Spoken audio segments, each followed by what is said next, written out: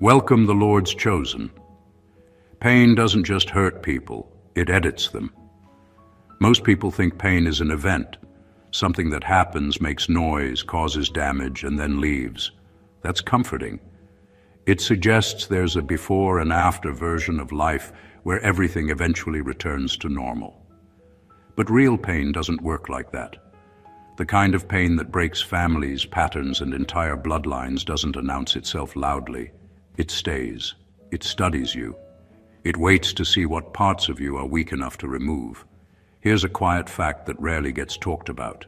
Prolonged psychological stress doesn't just affect memory or mood. It physically reshapes the brain. Regions responsible for threat detection grow stronger, while areas linked to trust and ease shrink. In other words, pain doesn't just give you experience. It upgrades your alert system and deletes your trial version of innocence. That's not trauma poetry, that's biology. So, when people say you changed, they're half right. You didn't change the way someone changes clothes. You adapted the way a species does when the environment becomes hostile. You learned faster, noticed more, and laughed less at things that used to be funny. And yes, sometimes that makes you look intense, quiet, or like you've mentally aged several decades overnight. Congratulations. That's what happens when life forces you into an advanced level without asking if you finish the tutorial. There's a strange irony in it all. The very experiences that could have erased you are the ones that made you unrecognizable. Not louder, not tougher in a movie hero way, just sharper, more precise, less impressed. You didn't become dramatic, you became efficient. This isn't a story about surviving pain and coming out stronger in a motivational poster sense. It's about what you actually turn into when you carry weight that was never meant to be passed down and still refuse to let it rot you from the inside. Number 1, you became a psychological outlier, not a survivor.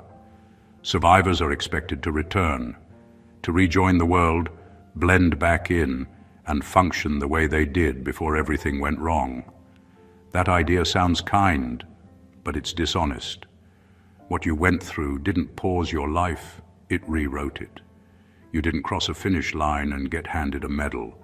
You crossed a threshold and never fully came back. That's not weakness, that's transformation.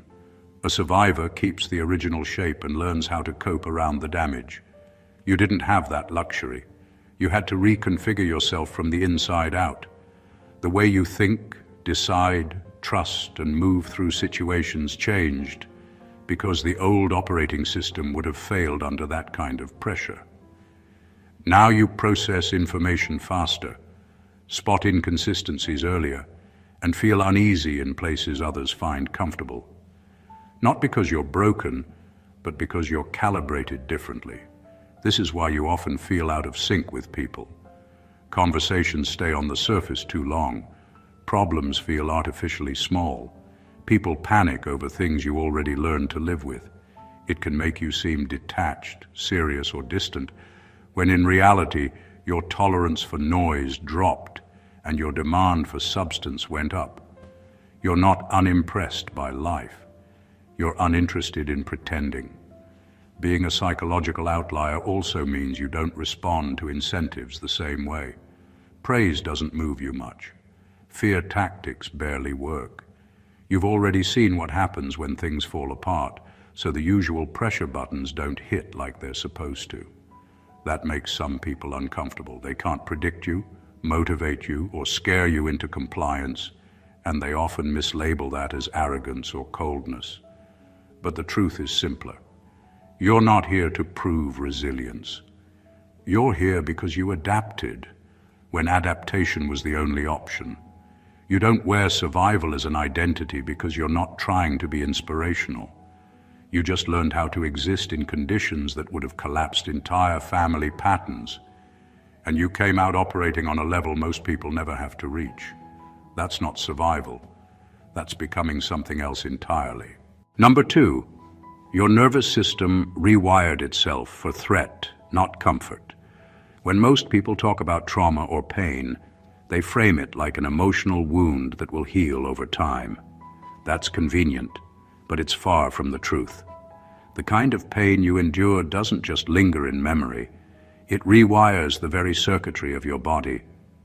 Your nervous system isn't designed to forgive easily. It's designed to survive. And yours took notes, learned lessons, and now reacts in ways most people will never understand. You don't relax the way other people do.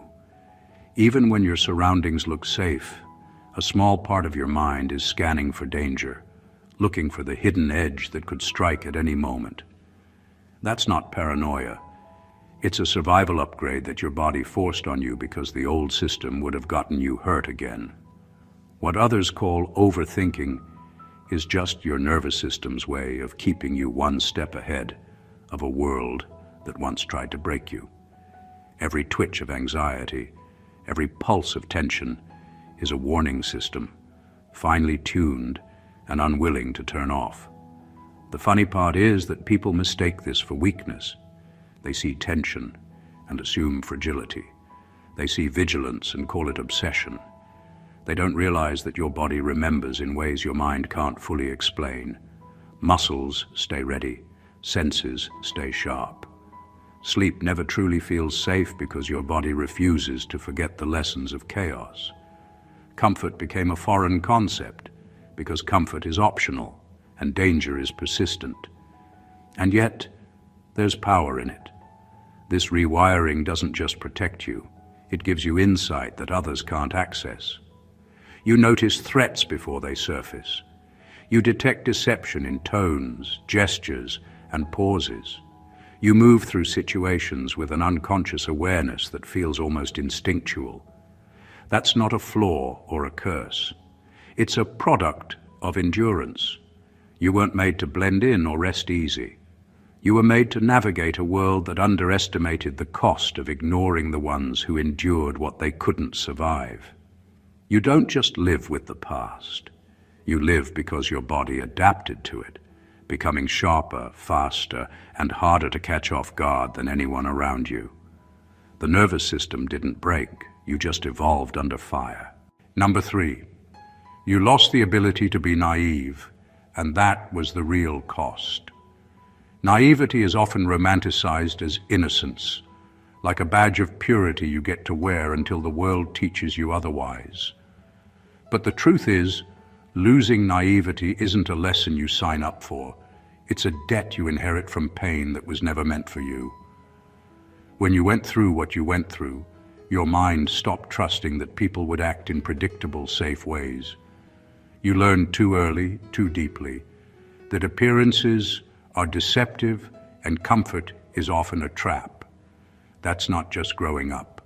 That's surviving a system designed to exploit hesitation and ignorance. Once naivety disappears, life stops being a series of surprises and starts being a series of calculations. You can't go into situations blindly anymore. Every smile, every compliment, every offer comes with a shadow of skepticism because you've seen how easily trust can be weaponized. You see patterns other people overlook, understand motives they ignore, and notice the consequences before they happen. That level of awareness isn't chosen. It's enforced by experience, and it doesn't come with a pause button. There's a side effect to this that most people miss. Losing naivety doesn't just change how you see others. It changes how you see yourself. You become conscious of your own vulnerabilities in a way that never existed before. Every decision carries weight. Every action is measured because you know the cost of error. That doesn't make you cynical. It makes you precise. You aren't impressed by easy wins or comforting lies because you've already paid the price for ignoring truth once. And yet, there's a strange freedom in it. Once innocence is gone, you stop being easily manipulated. You navigate life with sharper instincts and clearer boundaries. You laugh less at foolishness, but you also waste less energy on it. You are no longer naive, yes, but you are also unbreakable in ways people rarely recognize.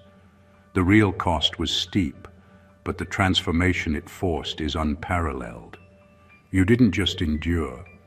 You evolved into someone who can see the world as it is, unfiltered, and still keep moving forward. Number 4, you develop discipline without choosing it. Most people think discipline is something you cultivate slowly, like a habit you pick up from books, routines, or motivational speeches. That's cute, but it doesn't compare to the kind of discipline that grows in the soil of unavoidable pain. You didn't wake up one morning and decide to be consistent. You were forced to. Every day demanded a level of attention, endurance, and action that ordinary people could shrug off or postpone. You didn't have the luxury of procrastination or excuses. Discipline became less of a choice and more of a survival mechanism. This is why the kind of discipline you carry feels different. It isn't about hitting the gym, meditating, or following trends. It's deeper. It's a quiet, relentless engine that moves whether you're motivated or not. Your mind learned that hesitation costs too much. Delay equals danger. Every step you take is calculated, precise, and often invisible to anyone else. That's the kind of consistency forged under pressure, habit transformed into instinct. You also learned that discipline isn't always neat.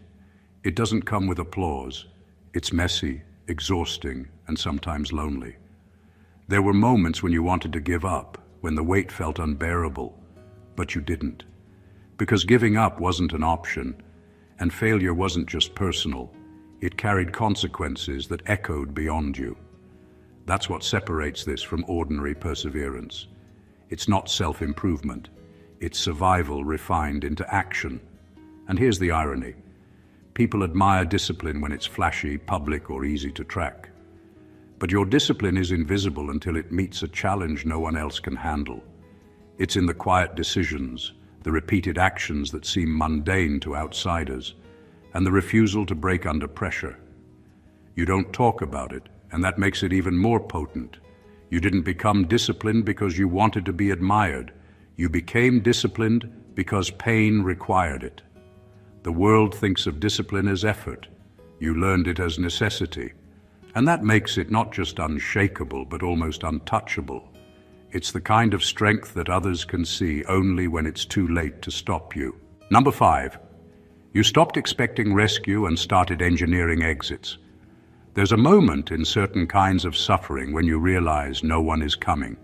Not the people you counted on, not the systems that promised protection, not the fate that was supposed to intervene. Most people cling to hope, waiting for someone to step in and fix what's broken. You didn't have that luxury. Pain like yours doesn't wait politely for help. It forces you to act, to adapt, and to create solutions before the next blow lands. That's when you stopped hoping for rescue and started building exits. These exits aren't just physical, they're mental, emotional, and strategic. You learned to anticipate danger, calculate risk, and construct paths that ensure you remain standing even when everything around you collapses. You no longer rely on others to guide you through chaos, because you've seen firsthand how unreliable human hands can be. Instead, you map your own escape, design your own safeguards, and trust your own judgment above all else. That's not arrogance, it's the direct result of experience. This shift changes how you interact with the world. You become deliberate in your relationships, cautious in your commitments, and precise in your movements. You notice opportunities and threats before they fully manifest.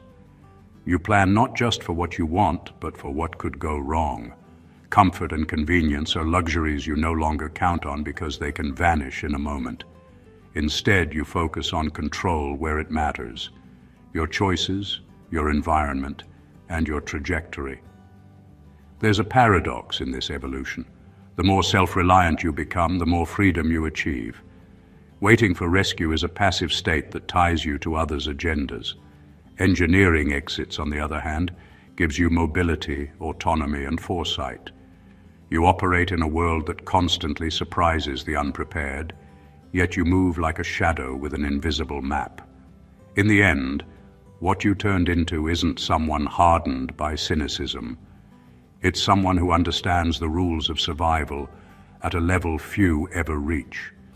You stopped expecting rescue because you became your own safest place. You became someone who doesn't just endure, but designs ways to stay unbroken no matter what comes next.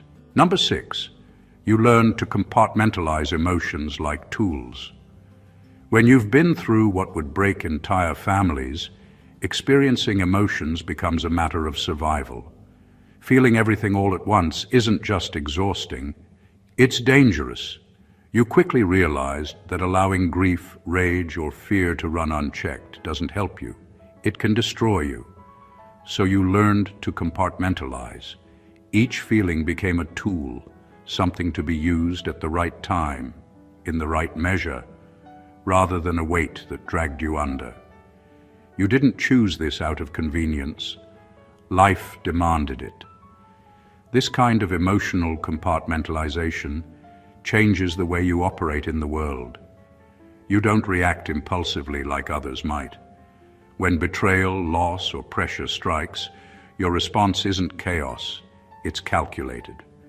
You can feel anger without letting it consume you, sadness without letting it weaken you, and even joy without becoming reckless. Emotions are no longer a flood, but a set of instruments you can pick up, use, and set down as needed. That makes you seem detached to the untrained eye, but in truth, you're the opposite. Deeply aware, deeply alive, just deliberately controlled. There's also a protective element. By compartmentalizing, you create mental boundaries that preserve your stability. You can face chaos and danger without being overwhelmed, because each emotion has a place and a purpose. You don't let external events dictate your inner state. You decide when and how each feeling is relevant. That's the difference between surviving and thriving. While others flail under pressure, you maintain focus and clarity. The ironic power of this skill is how invisible it is. Most people assume emotional mastery is about being soft, expressive, or openly resilient. Yours is quiet, almost imperceptible, and far more effective. It allows you to navigate life with precision, to act strategically, and to endure situations that would crush anyone untrained. You didn't just survive the emotional storm, you transformed it into a toolkit. You became someone who can feel deeply, act decisively, and never let what should hurt define your capacity to move forward. Number 7, you became hard to impress because you've seen the worst. Most people are impressed by gestures, words, or appearances. A flashy accomplishment, a clever lie, or a dramatic display can move them because they've never been forced to measure life in terms of survival. You, on the other hand, have seen what most people run from, what they pretend doesn't exist, and what would break anyone who isn't prepared. That kind of exposure rewires how you respond to the world. Ordinary thrills, applause, or superficial charm barely register anymore. You've learned that appearances lie, and that people rarely match the persona they present. This makes you selective, almost surgical, in what you allow to influence you. You don't hand out trust, admiration, or respect lightly because you've seen how easily those gifts can be weaponized. You notice effort behind intention, truth behind words, and patterns behind performance. A smile without consistency, a promise without accountability. It barely moves you. The lessons you've absorbed make you demand authenticity, even if authenticity is rare, uncomfortable, or inconvenient. Being hard to impress isn't just about skepticism, it's about survival. Ordinary distractions, trivial drama, and shallow competition are irrelevant to someone who has already witnessed what real pain and failure look like. You don't waste energy reacting to noise because you've already endured storms that dwarf everyday inconveniences. That makes your presence deceptive to others. You appear calm, distant, or indifferent, but internally you're always evaluating, always measuring, always aware. There's a strange power in this state. People try to influence you, test you, or manipulate you, and it fails because their usual tactics no longer work. Your past pain and exposure act as filters that block the superficial and highlight the meaningful. You've developed a radar that recognizes depth, danger, and honesty without effort. That ability makes you unshakable, but it also makes connection rare and deliberate. You aren't unimpressed because you're cold. You're precise, aware, and unafraid of the truths others avoid. The world can try to dazzle you, but you've already seen the gravity behind the curtain, and nothing ordinary tips the scale anymore. Number 8. You developed an internal authority that doesn't ask permission. When the world tried to break you, it didn't just test your limits. It forced you to build a command center inside yourself. Ordinary people look for validation, guidance, or permission from external sources because they've never faced situations that demanded immediate, uncompromising judgment. You didn't have that luxury. The pain and chaos you endured required you to make decisions that mattered, fast, and often with no one to back you up. Over time, you stopped asking anyone for approval. You became your own authority, the one whose judgment matters most. This internal authority changes how you navigate life. You don't hesitate or look sideways for reassurance because experience has already trained your instincts. You've seen how unreliable external voices can be, how advice, warnings, or support often come too late or worse, in ways that exacerbate harm. So you learn to trust your own mind above all else. You assess, decide, and act without waiting for consent, because waiting could mean falling behind, or worse, being destroyed. The power of this self-reliance is subtle but profound. It's not about arrogance or control over others. It's about control over yourself. Your focus, your standards, and your boundaries are dictated by your inner authority, not by the whims or opinions of anyone else. People notice it, and some fear it, because it can't be negotiated or swayed easily. You've internalized judgment to the point where it operates quietly but decisively, guiding your actions in ways that external pressure never could. There's freedom in this authority too. Once you stop asking permission, you're no longer tied to the approval of anyone who might misunderstand, mislead, or disappoint you. Your choices are yours alone, and that clarity creates a rare kind of power. Pain taught you that no one can protect you better than yourself, and over time, that lesson crystallized into a force that doesn't just endure, it governs. You don't follow rules that don't serve you. You don't wait for validation. You act, and that makes you not just resilient, but sovereign in your own life. Number 9, you carry empathy with boundaries, not softness. Most people confuse empathy with weakness. They think if you feel for others, you must also absorb their pain, carry their burdens, and risk losing yourself in the process.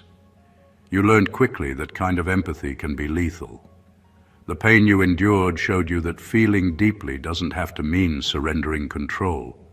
Instead, you developed a form of empathy that comes with armor, a version that allows you to understand suffering without letting it destroy your center. You feel, but you do not collapse.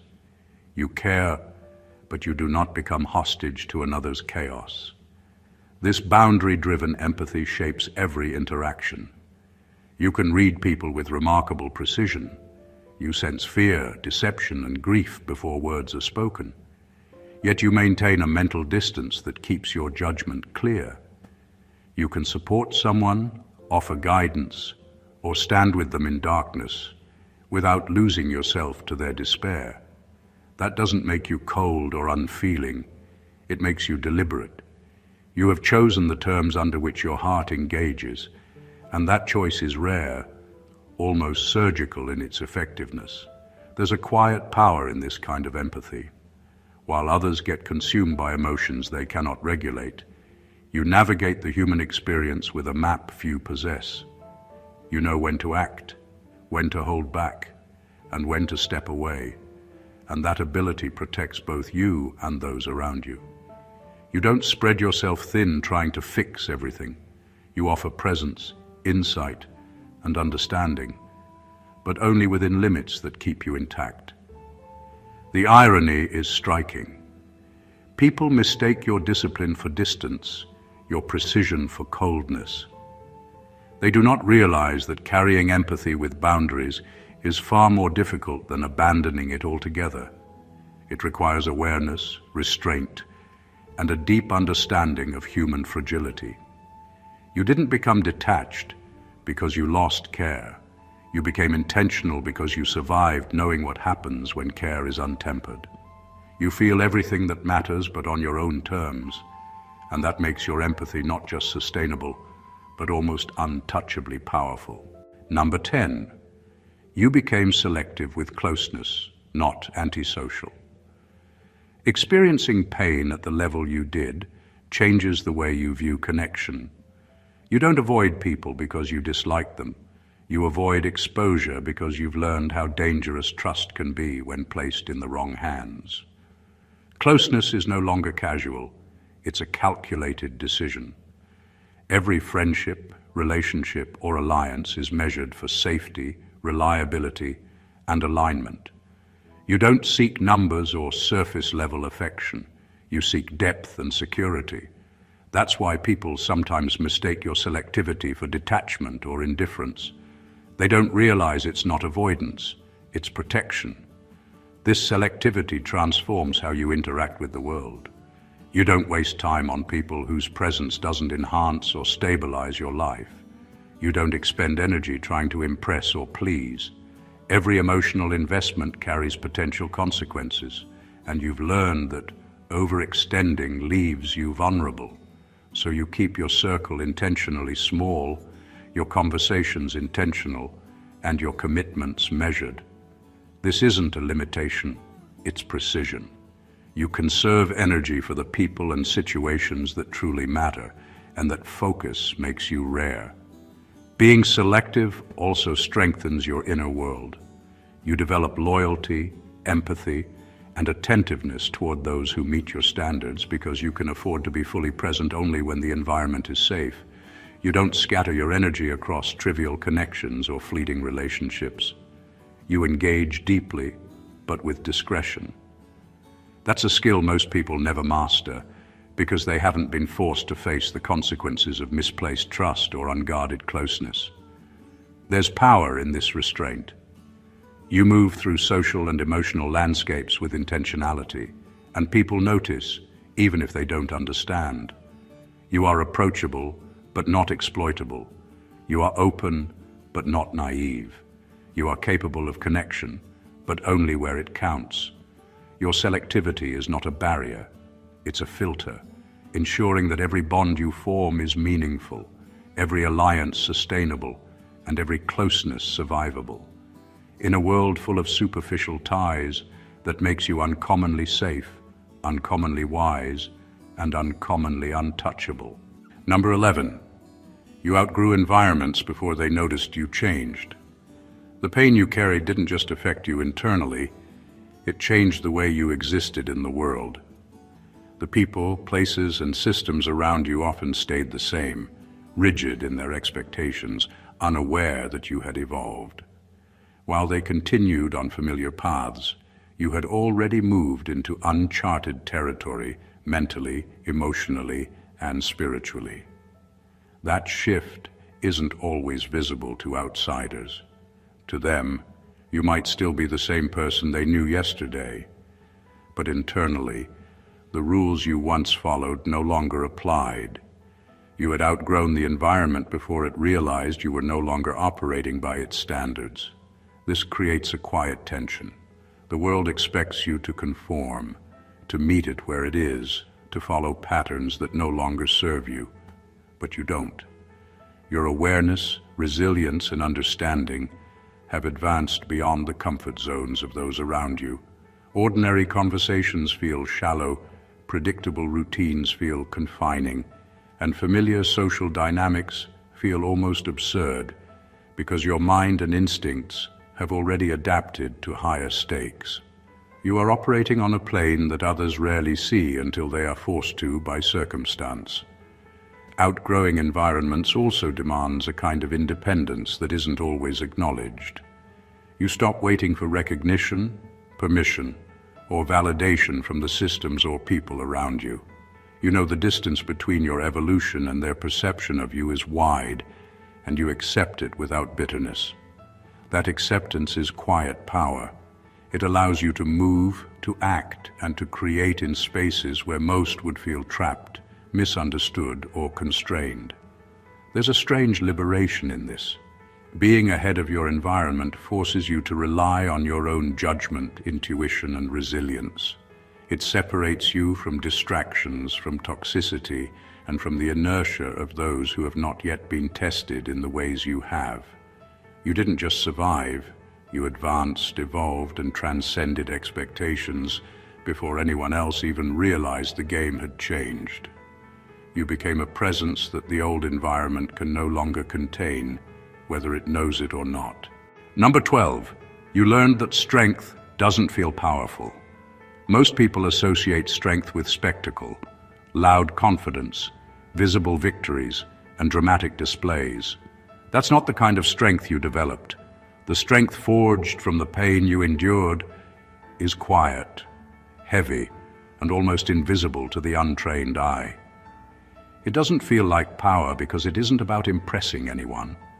It's about enduring, moving forward, and staying intact when the world is actively trying to break you. It sits in your bones and your mind like a low hum, steady, unshakable, and constant. This type of strength is often misunderstood. To outsiders, it can look like detachment, stoicism, or even indifference. But inside, it's a disciplined tension that keeps you upright when every instinct screams to collapse. It doesn't need validation because it's proven itself over and over again, not through applause or recognition, but through survival. You don't flex it or announce it, it simply exists, reliable and uncompromising. The paradox of this strength is that it often feels lonely. People are drawn to the dramatic, to visible victories, to displays of might, and they rarely recognize the quiet endurance of someone who has already faced destruction and kept moving. You've learned that true strength is often invisible, and that's what makes it dangerous to those who underestimate it. It doesn't announce itself with noise or ego. It shows up in your ability to make decisions calmly under pressure, to act when others panic, and to continue even when nothing seems to support you. There's a subtle freedom in this realization. When you stop measuring strength by what others can see, you stop needing approval. You stop competing for attention and focus instead on mastery over yourself. Every challenge, every hardship, every moment of intense pressure reinforces that this strength is yours alone. It doesn't boast, it doesn't demand recognition, and it doesn't tire. You carry it quietly, invisibly, but it is unshakable. That's what separates you from anyone who has only survived because you didn't just survive. You became fundamentally, quietly powerful in a way the world can't take away. Number 13, you stopped believing life is fair and started believing it's navigable. Most people live under the illusion that life has rules, that effort equals reward, or that fairness is somehow guaranteed. You can't afford that luxury anymore. The kind of pain you endured showed you early on that life is messy, unpredictable, and often indifferent to justice. Waiting for balance, hoping for fairness, or expecting the world to hand you what's owed became useless exercises. The only thing you could rely on was yourself and your ability to navigate the chaos. That realization changed everything. Once you stopped expecting fairness, you started seeing the world differently. You began to measure life not by what should happen, but by what can be influenced. Every challenge became a problem to solve, every obstacle a situation to maneuver through, and every interaction a negotiation of energy and intent. You stopped wasting time on hope for justice and started focusing on leverage, timing, and positioning, the tools that actually produce results. Survival wasn't about morality, it was about strategy. This perspective also sharpens decision-making. You no longer get distracted by what's right in theory or what ought to be. You measure impact, probability, and consequences. You recognize that people, institutions, and circumstances act according to self-interest, fear, and chaos, not fairness. Accepting this truth frees you from frustration and allows you to act with clarity, confidence, and precision. There's a certain power in this shift. While others wait, complain, or feel victimized, you move, you adapt, you plan, you anticipate outcomes that would blindside most people, and position yourself in ways that maximize advantage and minimize exposure. Life doesn't owe you anything, but you've learned how to steer through it anyway. In the end, what this teaches is subtle but profound. Believing in fairness is a luxury. Believing in navigation is survival. You didn't just endure what could have destroyed you. You learned the rules that actually matter, the ones no one teaches, and the ones that turn chaos into opportunity. You became someone who doesn't wait for life to be fair. You make life work anyway. Number 14. You turned into someone who can endure without becoming cruel. There's a cruel truth about suffering. Most people who endure extreme pain either break or mirror it back at the world. Anger, bitterness, and resentment become easy companions because they feel like armor. You didn't take that path. You absorbed more than most could handle, but instead of letting it harden you into someone bitter, you learned to carry it with discipline, restraint, and precision. Endurance became your identity, but it didn't corrupt your ability to act with integrity or empathy. That is the rarest transformation of all. This capacity doesn't come from virtue or moral teaching. It comes from necessity and choice. You saw what cruelty does firsthand, how it fractures trust, destroys futures, and leaves permanent marks on everyone it touches. You also saw what survival requires: clarity, patience, and the ability to navigate hardship without letting it dictate your moral compass. Enduring without cruelty means carrying weight without offloading it onto others, reacting without lashing, and moving forward without becoming a reflection of the pain you've absorbed. That is not natural. It is consciously honed. People often mistake your restraint for weakness. They assume that if you haven't lashed out, if you don't retaliate, or if you don't wield your pain as a weapon, you are fragile or naive. They don't understand that holding back takes far more strength than giving in. To maintain composure when the world has tried to break you, to continue making precise, intentional choices despite the scars, requires a level of mastery that most never achieve. The power in this transformation is quiet but profound. You've endured horrors that would crush most people, yet you didn't let them shape your character into something unrecognizable. Instead, you refined yourself, becoming someone unshakable yet humane. Someone who moves through life with authority but without malice. Someone whose survival carries a depth and subtlety few can comprehend. You became a paradox, strong enough to survive anything, and yet disciplined enough to remain fundamentally unbroken in spirit. That is the culmination of all your suffering: strength tempered by restraint, endurance without cruelty. Pain, when it reaches the level you've experienced, doesn't just leave marks. It transforms everything about who you are. It rewires your mind, sharpens your instincts, and forces you to operate on levels most people will never encounter. You didn't simply survive, you evolved. You became a psychological outlier, someone whose nervous system, intuition, and emotional intelligence were forged under pressure. You learned discipline, self-reliance, and strategic thinking in ways that were never optional. You carry empathy without weakness, discern truth from illusion, and navigate life with clarity that comes from seeing both its chaos and its possibilities. You stopped expecting fairness or rescue because you realized that survival belongs to those who act, not those who hope. You became someone who endures without bitterness, who sees deeply without being overwhelmed, and who commands their life without asking permission. Every point, every lesson, every change isn't just a coping mechanism. It's a testament to the rare and extraordinary transformation that pain can create. What you became is not just stronger, sharper, or more aware. It's someone fundamentally unbreakable, someone who can move through the world with precision, power, and integrity.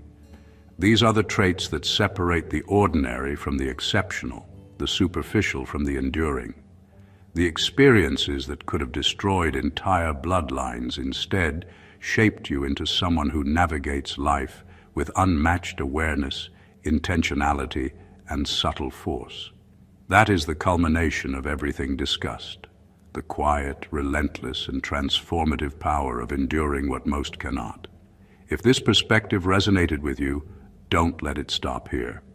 Subscribe to the channel for more insights that challenge, awaken, and transform. Hit the like button if this gave you a new way of seeing strength.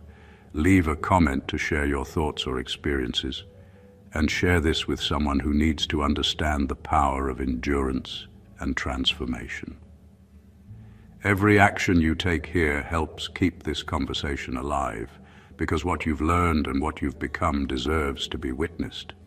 Stay blessed always.